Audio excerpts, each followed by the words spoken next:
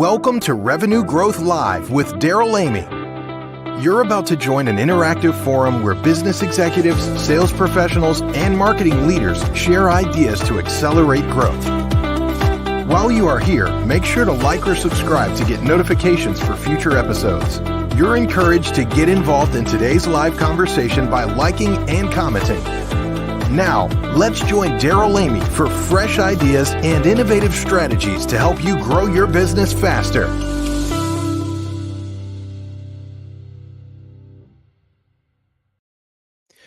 Good morning, good afternoon. Welcome to Revenue Growth Live. Daryl, Amy, I'm glad you're here. And we've got a great topic today for our executive briefing on cultivating a culture of innovation. How do we cultivate a culture of innovation? And specifically, and this is for my friends who are thinking about either an exit in the future, or they have one planned, or they go, you know what, this is smart. We need to be thinking about making sure our company is ready to sell. How do we move beyond an innovative founder to maximize the value of the company? How do we move beyond that innovative founder to maximize the value of the company? And that's what we're going to talk about today. And these are ways to not only maximize the value of your company, but also to maximize the profitability and the growth trajectory of your company, as we'll talk about it.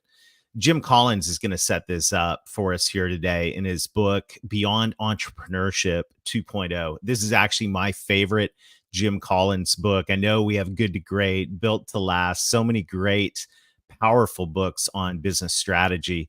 But in Beyond Entrepreneurship 2.0, he says that most companies have an innovative founder. Look, if you're going to start a company, you're going to need a founder that's got some level of creativity to get things going. He says the challenge, however, is to become an innovative company, not a company that's dependent on an innovative founder. And so when you think in the context of a future exit for your company and you want to have options around the company, and you think about that buyer that's looking at the company and they're asking a lot of different questions. Of course, they're asking, are the financials in line? You got to have your financials in line. Of course, they're asking, and we talked about this in the last live stream executive briefing, do we have operational excellence in place? Are there SOPs? Is the company going to be able to continue to run, or is it founder dependent? But those things are table stakes. You've got to have your finances in line. You need to have operational excellence in place in order to have a reasonably good exit. But there's a third leg to that stool that not a lot of companies talk about. And that's the question in the buyer's mind of what happens when that entrepreneurial, creative, visionary, innovative founder leaves? What happens to the DNA of the company? What happens when all of that entrepreneurial juice leaves the company? What's the future of the company going to look like? And Jim Collins offers an answer to this question. He says, what we've got to do is we've got to become an innovative company. Or I might add, we need to become a company with an innovative culture so that we know that the company is not only dependent on the visionary, on the founder, but it's a company that's going to survive. You see, Jim Collins also said that the two core functions of every business are these two things. Yes, we've got to preserve the core. We need to make sure we have our operations humming, that things are working well, that we're able to do things consistently and deliver an excellent customer experience. But we also need, or I should say, and we also need to be able to stimulate progress. And what I've noticed is in a lot of companies out there, there's a lot of companies that do really well at preserving the core, especially companies that are using operating systems like EOS. All of my companies, and even now the nonprofits I'm involved in, use an EOS framework to make sure that we have operational excellence. But at the same time, and that's good, you've got to have that. If you want to run effectively, you want to run efficiently, you want to run profitably, and you want to set yourself up to maximize the valuation of your business, you better have operational excellence in place. But we also need to stimulate progress. And so what Jim Collins is talking about here is we need to be able to look at our companies in a way of saying, what are we doing to stimulate progress? Now, as we look at most companies and we get real honest around this, I had a conversation not too long back with a friend of mine who's actually an EOS implementer, and we were talking about the organizational dynamics of preserving the core and stimulating progress. And actually, in the context of EOS, we were talking about the accountability chart, which for those of you who don't use EOS, highly recommend it. But the accountability chart is really just a focused and applied organizational chart based on actual roles that need to get done. And anyhow, as we were talking, we said, I wonder what part of the accountability chart, what people on our team are related to preserving the core, and what part of our organization is actually related to stimulating progress, innovating, strategy, entrepreneurship. And we had this really interesting exercise. My friend said, what if we flip the accountability chart on its side and we put everybody on the right that was related to stimulating or preserving the core, and everybody on the left who is related to stimulating progress? And here's what we came up with. We came up with a reality that is true in most organizations, and that is the people that are working in the organization are very, very focused on execution, as well they should be. It's very, very critical. And if we're going to stimulate progress in our organizations, if we're going to have an innovative DNA, who's responsible for that? And in most organizations, especially in mid-market companies, the types of companies that are hoping for an exit or want to maximize valuation, unfortunately, usually it's really just one person. It's the visionary, it's the founder, it's the person that started the business. What we begin to notice is when it comes to the innovative DNA, the entrepreneurial spirit inside the company, in a lot of ways, that's living in the mind, in the heart, in the dreams of one person. And if you want to maximize the value of your company and you want to create a sustainable future, that needs to change. What needs to happen, as Jim Collins said, is we need to move from a company with an innovative founder to an actual innovative company. And there's three challenges with this scenario that I want to outline, and then we'll dive into some solutions. Three challenges with being dependent on an innovative founder for ideas and entrepreneurship. Number one, it does limit the valuation. Potential buyers are concerned about what happens to the entrepreneurial spirit when the founder leaves. And what I call this the founder dependent discount. This is a buyer that goes, well, I really do want this company. There's a lot of reasons I want it. But in this range of multiples, let's say the range is 4x to 8x. This is going to cause me to lean more to the lower side of the valuation. So not getting being founder dependent on innovation and not developing an innovation culture in your company limits valuation. The second problem is this. I think it puts key employees at risk. One of the things that I know many of you are familiar with is the working genius model from Patrick Lencioni. If you're not familiar with it, highly recommend you take a look at it. Patrick says there's 6 types of work, and every one of us have several things that are our working geniuses. They're things that give us joy, that we're actually naturally gifted and talented at. We also have a couple of things that are working frustrations. What we've noticed, though, is the working geniuses of wonder and invention. These are your ideation working geniuses. And you've got people like this on your team. In fact, if you've got 20 people on your team, about 15 to 20% of your population are going to be wonder and invention. So you've got 4 or 5 people there that are wonder and invention people. What does that mean? The invention people are looking at everything in the business and going, I got ideas on how to make this better. The wonder people are asking the questions. How could we make this better? What could we do to go into different markets? How could we change our go-to-market strategy? How could we address this new customer need differently and better? Employees with a working genius of wonder and invention may feel bored, unappreciated, and disengaged in a company that does not provide an outlet for their innovative gifts. And we're beginning to see data on employee engagement. We've all seen that data. It's not good. And my premise, my theory, and we're finding data to back some of this up, is that especially in companies that are focused on operational excellence, employees with the gifts of wonder and invention are actually really bored. They're bored. Why? Because everything is focused on production. Now, is production important? Absolutely. But once again, as Jim Collins says, we got to preserve the core and we need to stimulate progress. How sad would it be if you have employees on your team with the working genius of wonder and invention, which you do?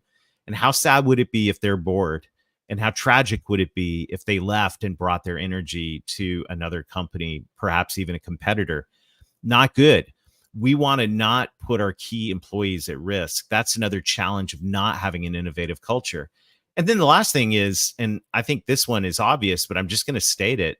We're in a time of massive change. There is C-level change going on out there, and every company at some level in some component, if not all, is at risk of disruption. And some of that's technology. I mean, you don't have to look very far to understand there's a lot of disruptive technologies out there in the emergence and the new generations of artificial intelligence and large language modeling, which, by the way, could be applied to your organization. This is more than just Chat GPT writing an email for you. This is leveraging information that's available from your customer base and your data that could be put to work possibly to really change things. Customer expectations are changing, generational shifts. I'm in a CEO peer group with a group called C12, and we just spent a whole day last week talking about the expectations of the upcoming generation. And guess what? Baby boomers, the older generation, typically generation that is looking at a potential exit for their business, they're 18% of the population. So we better understand the generational shifts in our customer base, in Gen X and in millennials and Gen Z and the generation coming up after that. We better be watching out what's going on. And the companies that are watching are going to capitalize on these things. Science, the economy, industries changes, what's going on all around us. These C-level changes are either opportunities or they are waves of change that could literally be massive, if not even existential threats to an organization. Well, how do you counteract that? Well, you should have some people not only preserving the core, you should have some people stimulating progress and looking over the wall with wonder and invention and asking the question, what could we do? And as we put those people in place and assemble them, we actually begin to develop an innovative culture.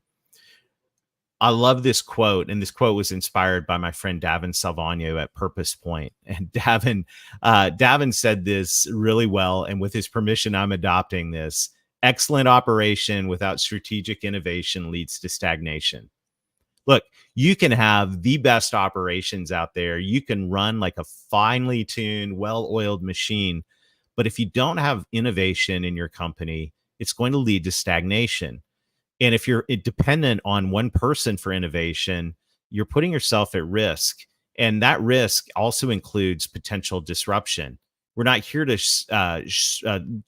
spew fear and anxiety or anything like that. But the reality is there's a lot of changes going on. If we're going to be good stewards of our business, we need to pay attention to what's going on. Challenge I see out there is this. The challenge is I believe we are in an innovation desert in mid-sized businesses. Look, startup businesses, when you started your company, or if you're a startup business that's watching in, you know you've got to innovate. If you don't innovate, you're going to die. So innovation is a part of startups. Fortune 500 companies. Look inside most Fortune 500 companies, and you're going to find a whole team of people, maybe even an office somewhere, out in the middle of nowhere, innovating, coming up with new ideas. Why? Because those companies understand that they need to stimulate progress, and there's innovation. But what about in between the startup and the Fortune 500 world? What I see out there is a massive desert of innovation. And there are companies that are so focused on operational excellence. Is that important? Absolutely. But they're focusing on operational excellence to the neglect of intentionally innovating. And when we do, we create an innovation desert that lowers the value of the company. It puts key employees at risk, and it also possibly puts the company at risk of disruption. So what do we do about it? what do we do? We need to do something. We've got to create an innovative culture. I believe that there are three characteristics of an innovative culture in a company. First of all, innovation is an ongoing process. We don't do random acts of innovation. We don't depend on somebody getting an idea. Hopefully, maybe. Hope is not a strategy. It needs to be an ongoing process. Multiple people need to be involved. What's beautiful is your employees on your team with those working geniuses of wonder and invention. Many of them are in roles that are close to the customer. They're not all in the management suite. Some of them are customer service people. Some of them are out in the field. Some of them are salespeople. They're out in the field and they are close. They have their finger on the pulse. They know what's going on. And these people, when you gather them together with their innovative gifts, now we get perspective. We get some feedback. We get some ideas. It's got to be more than one person. And innovation is measured and celebrated. Gino Wickman says, if you don't measure it, the only thing that's going to grow inside a company is something that you measure. That's a very poor paraphrase. I actually have Gino's sticker right behind me. Let's see. Here we go. There it is. Thank you, Gino. What gets measured gets done. And this is the thing. If we're going to have innovation, we've got to make sure that it's getting measured, that there's a scorecard for it and a process to measure the impact of that innovation. So what do we do about all this? How do we put this in motion? Well, I'm going to go back to that accountability chart that we showed earlier, and I want to propose something. And this idea is actually from Jim Collins' Good to Great. Jim Collins said that every great company that he discovered had what he called a council. This was a group of forward-thinking people that were looking to the future and asking questions about the company, the ideal clients, and how they could better serve and grow with those clients. And this is, we laid this out. We saw this earlier. What if, in addition to that visionary or that founder being on the left side stimulating progress, we also gathered some employees with the working genius. You'll see it across the bottom of wonder, invention, and discernment. And we said, hey, look, we don't necessarily have a full-time job for innovation, but what we're going to do is we're going to invite you to be a part of a strategic innovation council. And this council is going to gather on a regular basis and is going to look at new ideas. What could we do? How could we do this better? How could we create products and services that better meet the needs of our clients today? Are there ways we could improve them? How could we change our go-to-market strategy and make it more effective? Are there ways we could improve our client experience? And are there internal processes that we could change or innovate in order to be able to make the company more effective to the customer and more profitable? See, this is such a critical role inside a company to be able to say, hey, now what we're going to do is we're going to say, look, you've got the working genius of wonder and invention. These are gifts that you were created with. Let's put those to work. And as we do, council's meeting on a regular basis. We recommend quarterly. Throughout that next 90-day period, that team is working on piloting, optimizing, and packaging up the good ideas to be ready to roll out. Now we've got a culture of innovation in place. Now think about the three problems we just outlined earlier. Number one, when it comes to company valuation and that day that happens, sometimes it's planned, sometimes it's unplanned. My friends that are CEPA's certified exit planning advisors always talk about the 5 Ds, and I can't divorce, death, things that happen along the way. Disagreement with partners. There's reasons companies have to prepare for a rapid exit. Do you want to be ready at that time? Or if you're planning it 3 to 5 years from now, wouldn't it be great if the buyer was able to look at your company instead of going, founder's going to leave, discount, maybe even, I don't want to do the deal, to, oh, look at this organization. They've got a culture of innovation. They got a pipeline of ideas. Their employees, they've got a group of employees that are dialed into the strategy and intimately know the customer. Now what we're creating, instead of a founder dependent discount, we're actually creating an innovation premium for this company around a culture of innovation. So second, think about those employees that are disengaged. those employees are now engaged. They're engaged in an innovation council. They've got purpose in their work. That improves the culture in your organization. That type of stuff is contagious. Culture of innovation is incredibly powerful. And last but not least, let's think about just the risk level of a company. And an owner of a company, my question to you is, what's your risk tolerance? Do you have a high risk tolerance for change disrupting your company? Or are you going to be somebody that's going to look at that and go, hey, let's get smart about this. We got some smart people on the team. Let's put a council together and let's make sure we don't get swamped or blindsided because we weren't watching over the wall and paying attention to what's going on. In fact, let's be the disruptor rather than the disrupted. Wouldn't that be a good thing? And this is what a culture of innovation can do for a company. How does that work? Well, I'm glad you asked. I put together a guide. You can see it right here. It's called A Visionary's Guide to Unleashing Strategic Innovation. We have a model called a Strategic Innovation Council, inspired by Jim Collins' work in Good to Great, where he said you need a council. Well, let's create this. Let's create a group of forward-thinking employees that meet with a regular cadence to develop, pilot, and package new ideas. Let's give them a framework. Let's give them tools. Let's give them everything that they need to make that happen. If you want this, I'll put the link in the show notes. Or you can find that on our website at strategicinnovationengine.com. And let's put this together and let's do this in a way where we give them the tools, we give them the framework, we give them the mindset to be able to innovate, to be able to look at the current clients and say, hey, what can we do to make this better? And this is such an incredibly important thing right now. In his book, Walking to Destiny, 11 Actions That an Owner Must Take to Rapidly Grow Value and Unlock Wealth, Christopher Snyder, highly recommend this book, says that your placement or your specific company multiple in the range, remember we earlier talked about that range of multiples, is different for every industry, but are you 4X or are you 8X? What's your company worth? The difference between 4X and 8X is millions, tens of millions, and maybe hundreds of millions of dollars, depending on the size of your company. Where's your placement on that? Are you a discount company or are you a premium company? Are you a company that has a founder dependent discount stamped on you? Or do you have the badge of being a company that has an innovation premium? Your placement is determined by the perceived strength of your intellectual capital and your ability to generate it, I might add, and the perceived risks associated with your business. What happens with the founder when the founder leaves? If you can take that and lower the risk and raise the perceived value, what happens, and this is from last week's conversation, this is a smart way to increase the sellable value of business.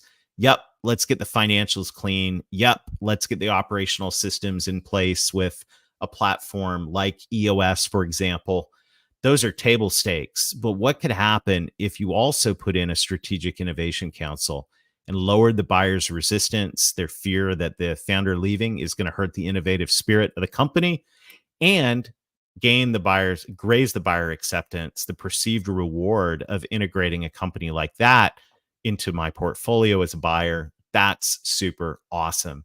So all of this is going back to the beginning. It's going back to what Jim Collins said. The challenge we have as a company, especially if we want to maximize our value, protect our key employees, engage them, and protect the company from the risk of disruption. What do we need to do? We need to move from being a company with an innovative founder to becoming an innovative company, a company with an innovative culture.